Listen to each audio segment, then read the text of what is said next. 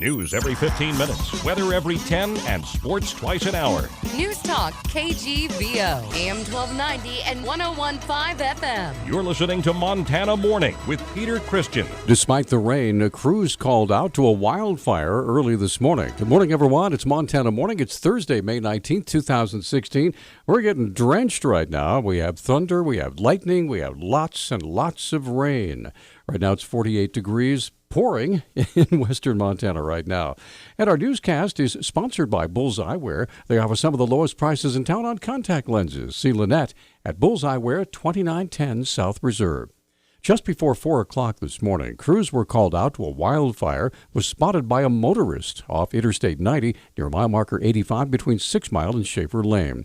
There has been quite a bit of lightning in the area, and the driver could see the flames from the interstate. We'll have more details as they become available. Crews are hoping the heavy rain in the area will help keep fire starts down. Well, this is the second of 3 years that Missoula is hosting the Montana Special Olympics Summer Games. And the opening ceremonies were held last night in a dry Washington Grizzly Stadium. 1,100 special athletes marched into the stadium, representing over 70 teams from every corner of the state. Governor Steve Bullock welcomed the crowd of parents, friends, and supporters to the first time the Summer Games opening ceremonies have ever been held outside. Every single year, this amazing event brings out the best in our athletes, our volunteers, our supporters alike.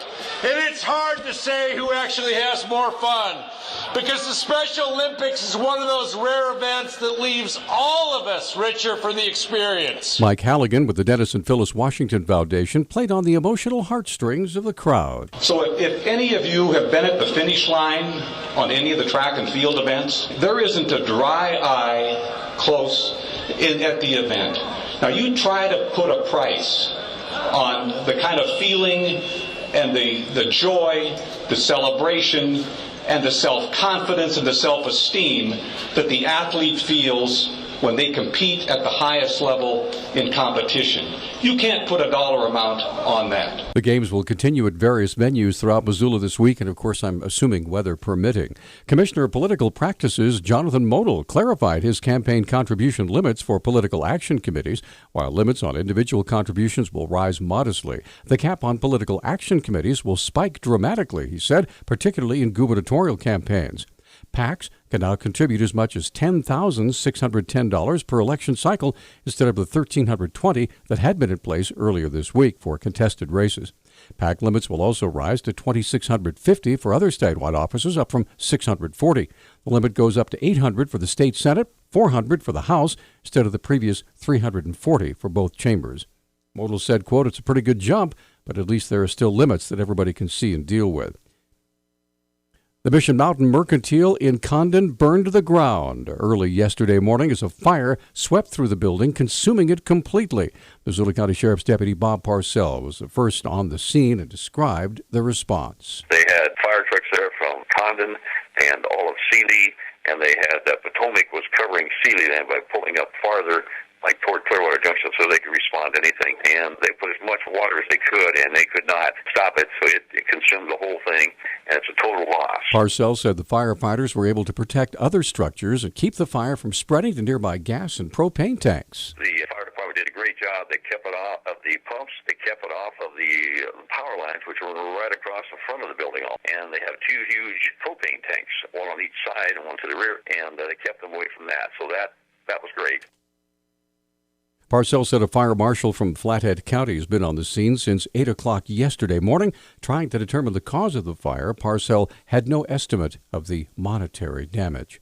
Real estate businesses, building contractors, and well drillers are asking the Montana Supreme Court to reinstate regulations that allowed residential subdivisions to drill multiple water wells without first obtaining permits. Attorneys for the groups argued yesterday that the justices should overturn a judge's 2014 order that the regulations violated the intent of state law. The regulations said wells that draw less than 35 gallons of water per minute are exempt from permit requirements, even if they draw from the same source and are for the same purpose, unless they're physically connected to each other. The Ravalli County Sheriff's Office is investigating an arson case that occurred shortly after midnight on Sunday in the Florence area. Sheriff Chris Hoffman said 911 received a report from 57-year-old Lori Miller, who reported a fire in the living room of her own home. Trooper Tamara Winchell was first on scene and located Miller still inside the smoke-filled living room with the fire burning approximately 4 feet away from her. The woman was intoxicated, initially refused to leave the residence, and Trooper Winchell removed her to a safe location outside away from the structure. Hoffman said the investigation revealed the fire was intentionally set. Through the course of our investigation, it was discovered that the fire was started intentionally, and Lori Miller was subsequently arrested for the offense of arson, and the investigation into that fire is ongoing with the assistance from an investigator with the State Fire Marshal's Office. Sheriff Hoffman credited the safe outcome to the quick response from all the law enforcement and fire agencies involved. A 59-year-old Sydney man died in an all-terrain crash in Sweetgrass County. The Montana Highway Patrol said the man was southbound on Secondary Highway 298 near McLeod on Tuesday when the ATV drifted off the left side of the road and flipped over end to end. The Billings Gazette reports the man was thrown from the ATV and landed in an area covered with rocks and trees. He died at the scene. His name has not been released. It is not known if he was wearing a helmet. The crash is still under investigation. A Montana man has pleaded no contest to negligent homicide in the October 2013 shooting of his neighbor in an ongoing land access dispute in a rural subdivision near the Rocky Mountain front southwest of Augusta. District Judge Deanne Cooney followed the plea agreement yesterday and gave Joseph Campbell a 20-year suspended prison sentence, during which time he cannot travel within 10 miles of the Falls Creek subdivision where Timothy Newman was killed. Campbell may not possess or handle any firearms or contact Newman's family or any of the prosecution witnesses. Montana Republican gubernatorial candidate Rick Hill lost his bid back in 2012, but he could have lost a lot more up until yesterday when Montana Political Practices Commissioner Jonathan Modell dismissed a campaign finance lawsuit against Hill.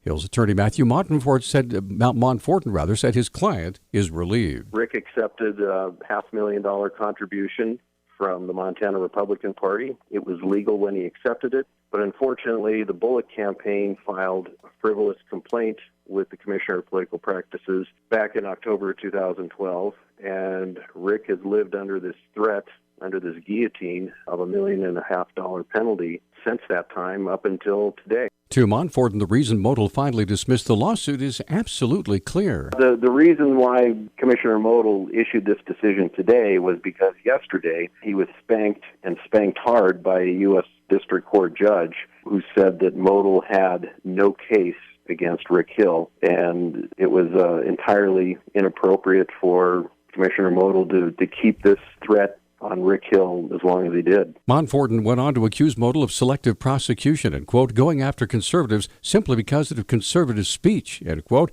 He also hinted at a possible lawsuit, saying he's been in discussions with other Montana candidates who are, quote, considering taking Mr. Modell to task for his illegalities, end quote.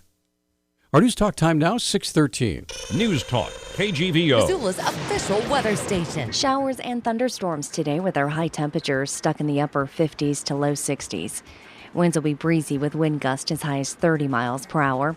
A couple of showers tonight, otherwise mostly cloudy. Showers and thunderstorms return Friday. I'm meteorologist Brooke Foster, KECI 13.